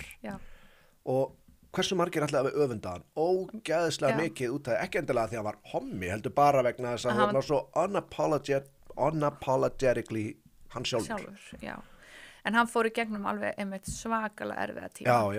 Og hérna ég er bara góð hluti að segja um Páll Óskar. Ég hef aldrei heyrt neitt segja slæma hlutum manni. Og hérna ég náttúrulega vann á Broadway þegar á menntaskólaárunum og inn í háskólaárun þegar það var á lífi og hérna flottasti, skemmtist landsins held ég bara sögu landsins en hérna hann var náttúrulega í Motown sjónu hjá þeim og fullt að, alltaf að performa og þegar ég var formaður félagsvist og lagadeildar Háskólanum á Akureyri þá náttúrulega var ég að vinna með honum þegar að koma ásatíðum og svona og alltaf yndislegur bara og meiri segja sko þegar ég var 11 ára þá var besta vinkonum mín sem ég get palla fann og hún átti ammali og þetta var þeim tíma sem hann var mjög langt niður fyrir hann Palli sem sagt og hérna ég sendi bréf til hans og setti í gegnum lúguna hjá pappans og mamma hjálpa mér að finna hvert ég átti að fara með sko og og þá var þannig að ég var að búa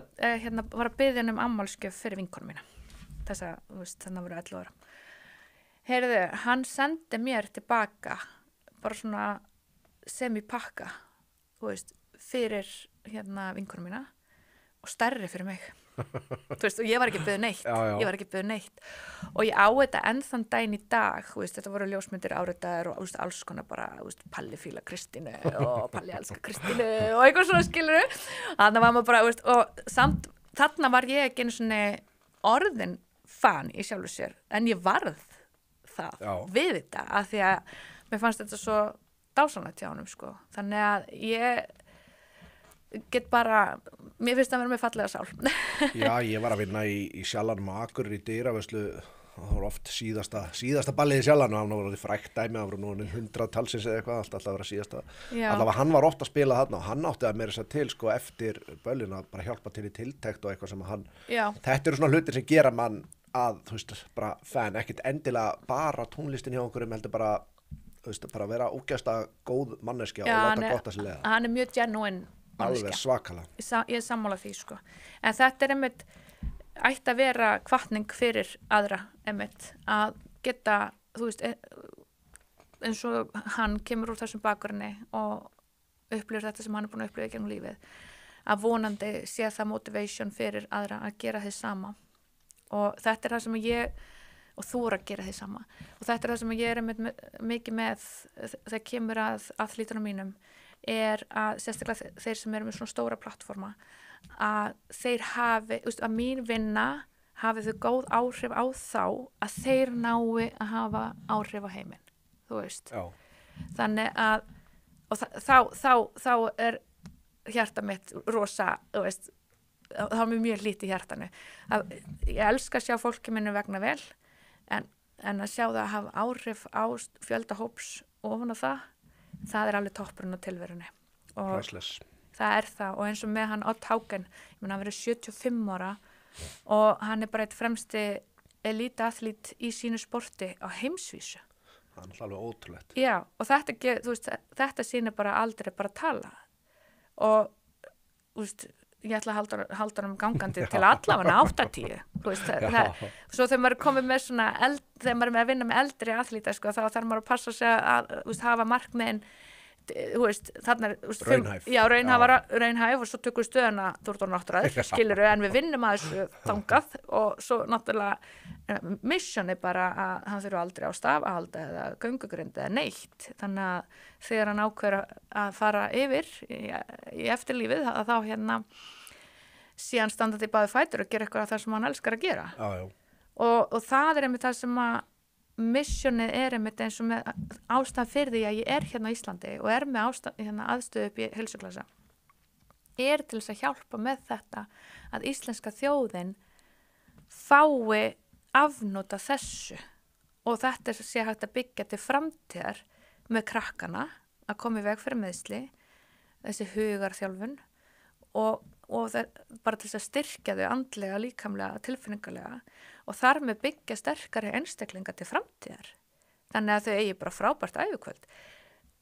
Þetta er ekki bara líkamlega, heldur líka eins og segja andlega. Þannig að ef þú horfir bara heilbrigðiskerfið, við erum að spara fullt af peningum með þessu. Við erum að minnka mögulega drug use, við erum að minnka mental illnesses, minna að gera hjá lögreglu. þannig að þá er þetta að nýta, skattpeningana í eitthvað meira heldur en þetta. Þannig að fólk er meira líkur að það klári menntun, skilurðu, og kannski stofna fyrirtæki eða lætur til sín taka, á ýmsum sviðum samfélagsins til hins betra. Þannig að það er ultimate goali hjá mér með minni vinnu, að allir sem eru hjá mér eru að ná það miklum framförum og að hámarka árangurinn sinn að þeir geti haft þessi áhrif, ekki bara fyrir sjálfa sig heldur verið fyrirmynd fyrir aðra. Og það er með náttúrulega lengt fyrirlending hjá sjálfu sig líka til þess að láta gott að þessi leiða. Þannig að þetta er stærra konsept heldur en bara, að hámarka árangur og lengja fyrirlin og auðvitað vissulega er ég ekki alveg, ég er alveg búin að vera með slökkviliðsmenn og ég er búin að vera með, pólitíkus og lögfræðinga, bara fullt af öðrum stéttum, bara alls konar og þannig að það þarf ekkert að vera endilega íþróttamaður, Nei, vera bara já. tilbúin til þess að gera vinnuna. Það er eina sem að þarf að vera til staðar. Þannig að Já. það er, já. Ég held við fáum ekki betri loka orð heldur en þetta og bara áður en við kveðjum, bara hvar getur fólk nálgast og séð hvað þetta gera og nálgast þið út til það verið. Ég er með aðstöðu upp í heilsuklassa, upp á Höfða, þar sem að mathöllin og er á sömu hæð og heilsugæslan og það er náttúrulega hægt að hafa samband við mig á Facebook, Kristín Elisabeth Gunnarsdóttir og svo er ég með á Instagram Better Elite Performance og það er þetta nálgast mig þar og já, þar ég er náttúrulega líka með e-mail kristingunnarsdóttir@life.com þannig að eða þá bara kom upp í heilsuklassa líka og ég er alltaf til í spjall. Bara Kristín, takk æðislega fyrir komuna og fyrir það sem að mér fannst allavega frábær spjall. Takk fyrir mig. Takk fyrir að hafa mig. Bless. Bless.